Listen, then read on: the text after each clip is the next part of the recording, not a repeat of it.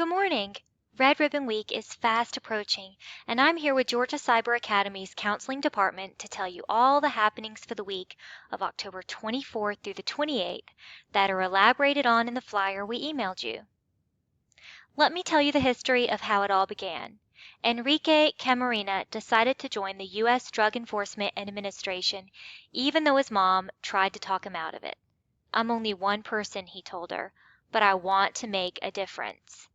People who were benefiting from the trafficking of drugs did not appreciate his work, and they murdered him when he was only 37 years old. In honor of his memory and his battle against illegal drugs, friends and neighbors began to wear red badges of satin. Parents, who were sick of the destructive nature of alcohol and drugs, began to form coalitions in their communities. And some of these new coalitions took Camarena as their model, and they embraced his belief that one person can make a difference. And they also adopted the symbol of his memory, the red ribbon. Then, in 1988, the NFP sponsored the first National Red Ribbon celebration. Today, the red ribbon serves as a catalyst to mobilize communities, to educate youth, and encourage participation in drug prevention activities. So here's the schedule for the week of ways to show your support.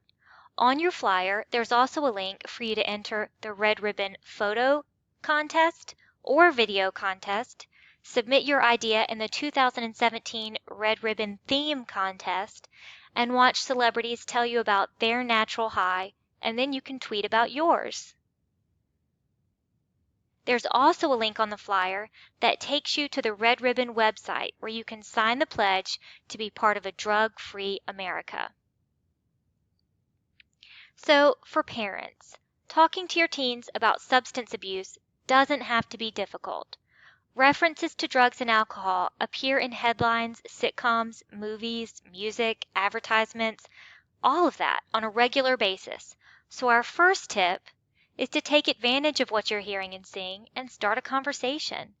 Ask them what they think about how alcohol use is portrayed, or what impressions they get of society's view of drug use.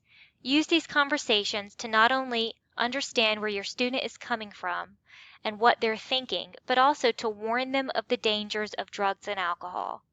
It's also true that students in high school are likely to know other kids who use alcohol or drugs, which brings us to our second tip. Know your child's friends and their parents.